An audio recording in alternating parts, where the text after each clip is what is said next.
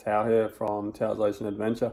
I've been getting a lot of questions about how I rig up my spear guns for hunting doggies and that sort of stuff. So today I decided to make up a quick clip on my setup for my doggy setup with a slip-away, slip-tip system, how I rig it up and what I use. So yeah, this is what we're going to do. So some of the things that we're going to need is a good set of wire cutters, good crimpers, good wire strippers. Wire strippers aren't important, but definitely handy. Then we've got a pliers and screwdriver for our things.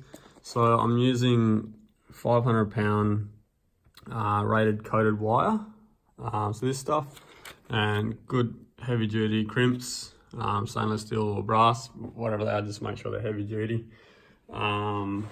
Yeah, and then so this is the gun I'll be setting up today. I just got back from a trip, so the wire needs to be redone. It's my double roller Wrath Aimrite, 9mm slip tip. Yeah, so we're gonna. Okay, so first of all, we're gonna discard the old wire. As you'll see, there's a few kinks and everything in it just from use. I've shot a few good fish with this since this wire's been put on. So this definitely needs to be replaced. And I'll show you what I made. So you can see the wire's quite twisted and tangled. See that point there? It's quite mangled. So we're going to cut all that off. This is when your good wire cutters definitely come in handy. So just get rid of that. Alright, it's a fresh clean shaft. And we'll work on the slip tip in a minute, but first we're just going to get rid of this mess. So on the other end we've got a little bungee. So this is going to actually hold the wire onto the shaft, and then the slip wire will connect onto the wire. We'll work on that. So I've discarded the wire off the shaft. Now we also have to do the wire off the slip tip. You can see the kinks already forming in that, and on this end here you can see wire starting to part, and it's just not good anymore. And just don't trust it when you're trying to target bigger fish, because it's just a weak point you want to get rid of. So do the same to that. Cut it both off. Discard that. So there we go. Slip tip and shaft. Okay, now we're all cleaned up with that. We want to put the shaft back into the gun, and we're going to measure out one full wrap of wire that we're going to attach. So run that back in.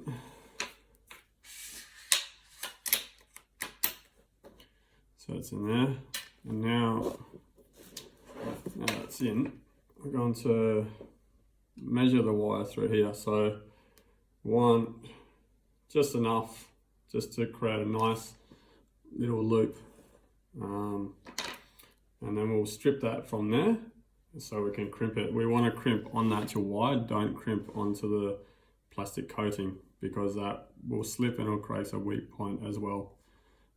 So we'll get on. Okay, so we're just going to use the wire strippers and strip the plastic coating off here.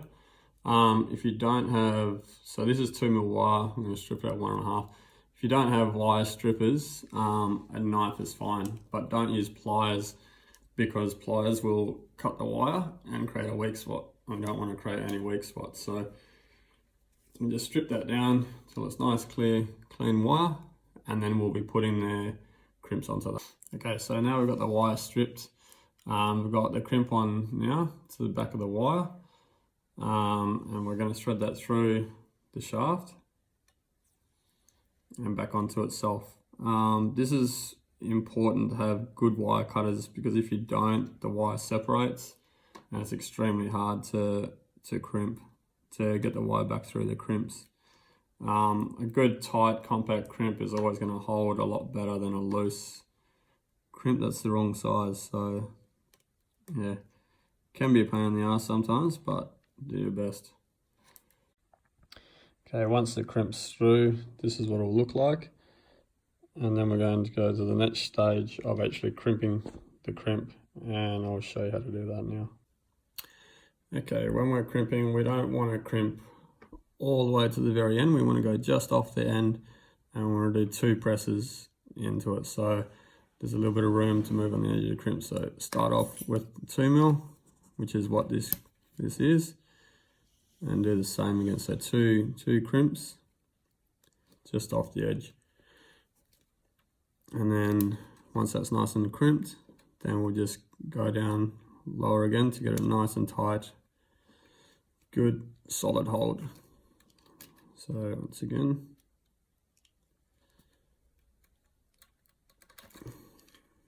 there we go. So that's a nice good solid crimp. So that's the final crimp. It's nice and clean. Little bit just off the edge so the crimp doesn't cut into the wire. Once again, we're trying to eliminate all weak spots. So now we just have to do the wrap and go from there. So once we've finished the crimp on the shaft, we're going to run the wire to see how much we need.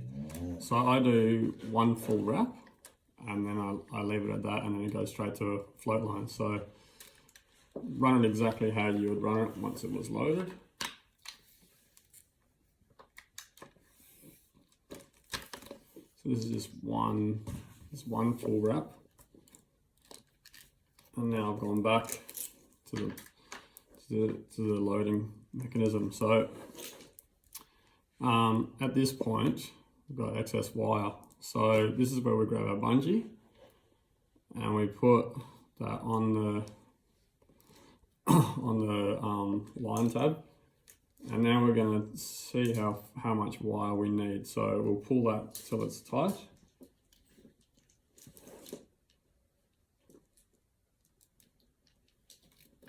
Pull that till it's tight, and this will give us the length that we need. So we want a little bit of tension on that, but not too much.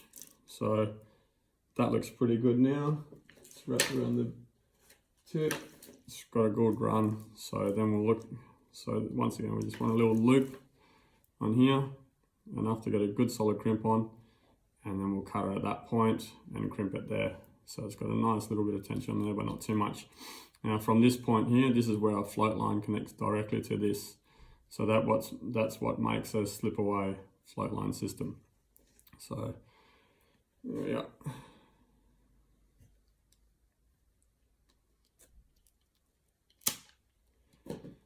Okay, we can discard the wire. All right, we can let go of the pressure of that.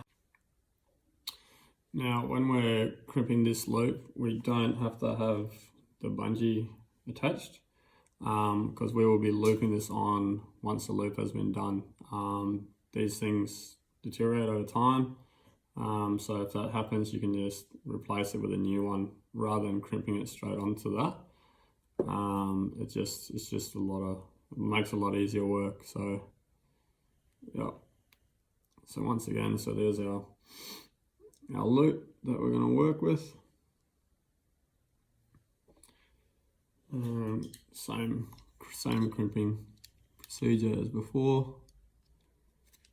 Nice 2 crimps just off the edge.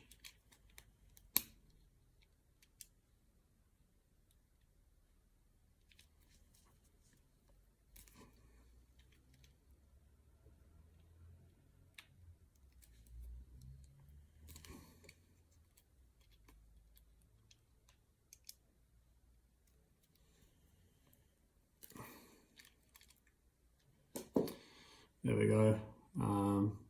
Nice little crimp loop. So now we're going to just loop this onto that. So back through itself, and that will hold in place nicely. And like I said, it's interchangeable for the future if need be. So I'm just going to have that on there like that. So yeah, we'll run our line and test it to make sure it fits correctly.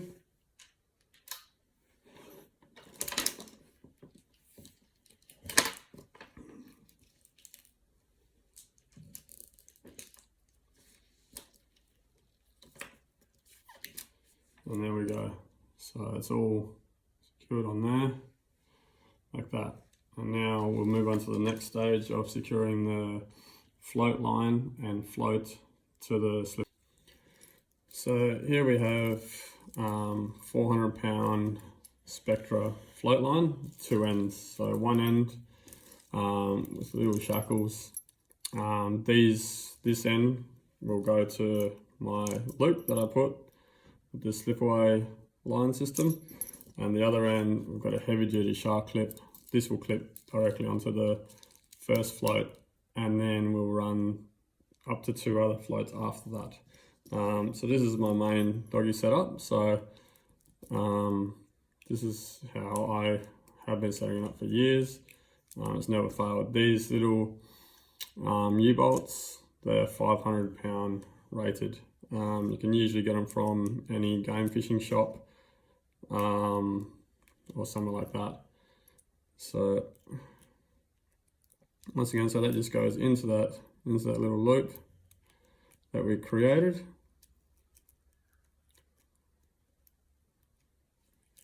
And get it nice and tight. There's a couple of different versions. You can either have screwdriver versions or ply versions. It doesn't really matter which one, as long as they're rated and they have a good hold and they're not going to rattle loose. So that's the main thing. I haven't had any issues with any of mine rattling loose in the past, but you can just never be too cautious with these sorts of things. So there we go. So that's attached to that. Now once we shoot the gun, have a fish on, that will release, and that will float away. That will float away with the shaft and everything else. That goes directly. Okay, so you've seen how the shooting line attaches to the shaft, and the float line attaches to the shooting line. And now this is the float line, the other end of the float line with the heavy duty shark clip I explained. It just goes straight to one of our first floats. So all good floats will have a good mounting ring on it. So it's a simple connection like that. That's all it is. If you want, you can back up with another U-bolt onto that as well, and that's just attached to the float line with another U-bolt or D-shackle. And then from there, I'll run another bit of float line to my second float, about 10 foot worth usually. 3 meters, 3 to 5 meters. It's up to you really. Yeah, we go from there. Okay, so next we're going. Okay, so this is an example of how a slip tip would come. This is a brand new slip tip, not used, with your wire cable attached to there. You'll see at the one end of the wire cable there's a little ball. Personally, I choose to cut this off and replace this whole wire system. For a couple of reasons. One, I don't think it's long enough, and two, I've seen these balls on the end fail on big fish as well. So, and fish have been lost because of that one little thing. So I'm going to show you how I redo my slip tip and connect it up. So here we go. This is my current slip tip. So 9mm slip tip on a 9mm shaft. That goes on there, and then there's the holder there, so it screws onto the shaft and that holds onto there. So as you just saw how the wire was on the other one, I'm going to show you now how I do my own wire setup. I replace it. Well, I think it's a little bit stronger. Totally up to you how you do it. So same thing again, we just want to make a little loop. Now with these slip tips, they have little grooves in here. If you crimp it correctly, the crimp will sit in that little groove, and it just makes it a lot more slimline, a lot easier to go into the fish. So basically, got about that, measure it to there, and then we're going to strip the wire and crimp it the same as we just crimped before. So there we go. The crimping's done, and as you can see, it sits quite nicely within that slim line there. It sits in the groove nicely, nice and short crimp. So now we're going to work out the end of this crimp, the wire. So where do we want to stop? How long is long enough? So good friend of mine once told me that you want the slip tip wire as long as you think the fish's width that you want to shoot. So generally most decent sized fish aren't much more than about 30-40 centimeters. You're talking about big doggies and other tuna. So I'll run mine at about 30 centimeters roughly. I think that's quite a decent width fish. So then we'll go same thing. We'll cut it off there, 30 centimeters. Then we'll put a crimp on and double back once we run it through this loop. So that goes through that loop. This actually holds the slip tip onto the shaft. So as you can see, that'll sit in there like that, and that sits in place. So then we want to go about 30 centimeters of free flow from that, and then same thing, we'll cut, strip and crimp this little end here. I'm also going to do a little tiny loop on the end of that as well, just to reinforce it a bit better. So there we go, this is the end of my slip. So that concludes our end. There we go. If there's any, hey guys, that's how I do my slip away float line system and slip tip. If there's any other questions or if there's something else I can help you with, feel free to send me a message, or I'm more than happy to help in any way I can. This is just how I do my system. It's a system I've been using for quite a few years now, and I haven't had anything fail on me. Not to say there's not a lot of other really good systems out there and ways that it can be done. Cheers guys, enjoy. Get out there.